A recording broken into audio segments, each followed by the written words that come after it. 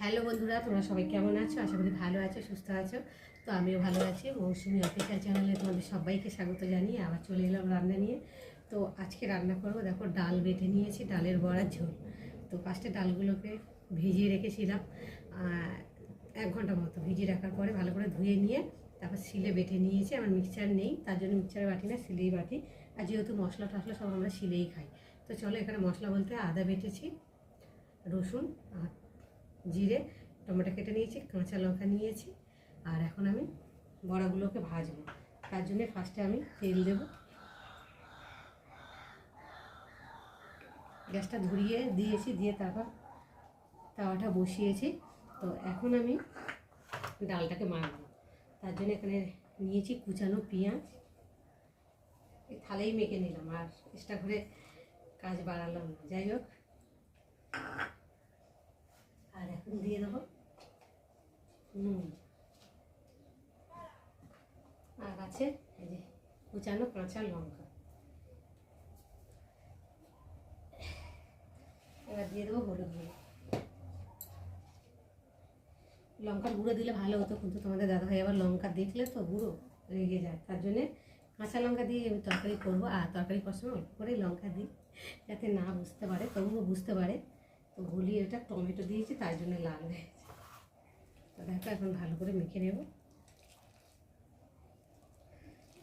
ডালের বড়া ভাজা খেতে তো গরম ভাতের সাথে অসাধারণ লাগে, আমার তো ভালো লাগে। ডালের বড়া ঝোলে বা ভাজা খেতে ভালো লাগে। তোমরা কারা কারা পছন্দ করো অবশ্যই কিন্তু কমেন্টে জানিও। ভালো করে মাখিয়ে নিয়েছি, আর তেলটা যেহেতু দিয়েছি, তেলটা দিয়ে তারপর মাখাচ্ছি। তেলটা গরম হয়ে গেছে, আর এখন আমি একে একে বড়াগুলোকে ভেজে নেব।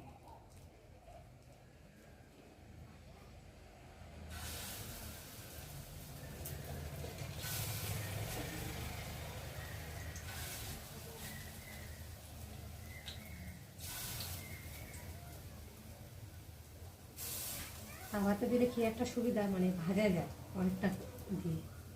কড়াটা দিলে তো গর্ত মতো কড়াটা বেশি দেওয়া যায় না, বারবার ভাজতে। আর এটা তাওয়ার মধ্যে দিলে একসাথে অনেকগুলোই ভাজা যায়।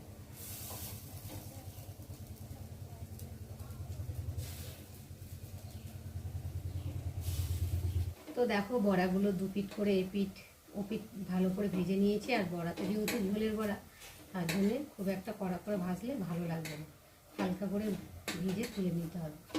আর যদি মনে করো যে ভাজা খাবো, তাহলে কড়া কড়া করে ভেজে নিতে হবে। তো চলো, ভাজা হয়ে গেছে, আর আমি একে একে বড়াগুলোকে তুলে নেব।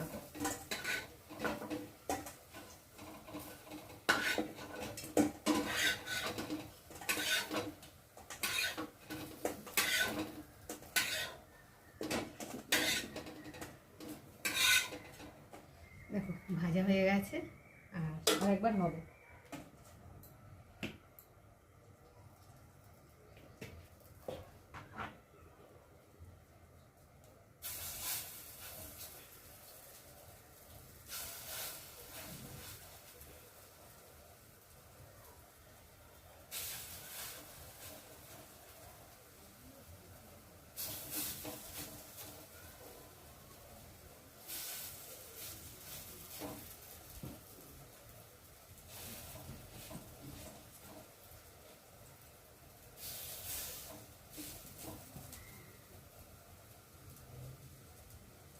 বন্ধুরা, বড়াগুলো ভাজা হয়ে গেছে, আর বড়ার জন্য এখানে আলু কেটে নিয়েছি। আর আমাদের গাছে দুটো বেগুন হয়েছিল, সেটাও কেটে নিয়েছি, ওর মধ্যে দিয়ে দিয়েছি। আর এখানে মশলা তো রয়েছে, আর এখানে কড়াতে তেল দিয়েছি, তেলটা গরম হয়ে গেছে। আর এখন আমি দিয়ে দেবো তেজপাতা, আর দিয়ে দেবো গোটা গরম মশলা।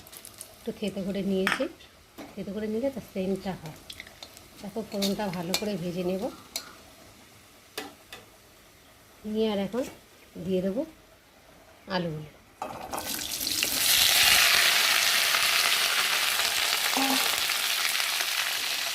ভালো করে নেড়ে দেবো।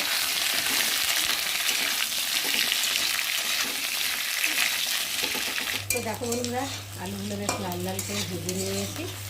আর এখন আমি দিয়ে দেবো পরিমাণ মতো নুন,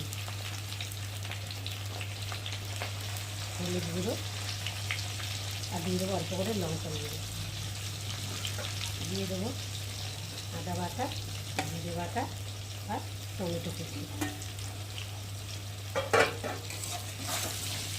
মশলাটা ভালোভাবে কষিয়ে নেবো, যতক্ষণ অবধি একটা মশলা ভাজা ভাজা গন্ধ দেবে। তো দেখো বন্ধুরা, বেশ মশলাটা ভালোভাবে কষিয়ে নিয়েছি, আর দেখো মশলা থেকে তেলও ছেড়ে দিয়েছে, আর প্রায় সেদ্ধ হয়েও গেছে আলুগুলো। এবার পরিমাণ মতো জল দিয়ে নেব।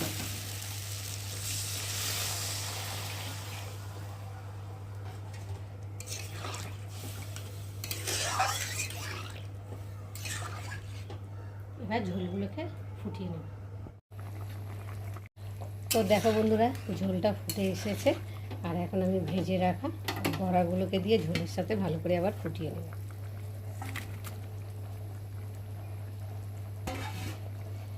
দিয়ে একটু ভালো করে নেড়ে দেবো।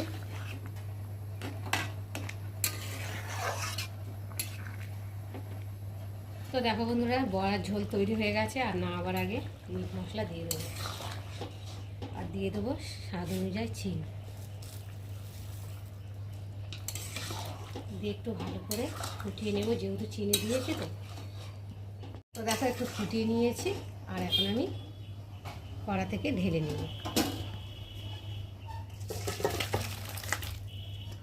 একটু ঝোল ঝোল রেখেছি, যেহেতু বড়াতে টেনে নেবে, তো তার জন্য।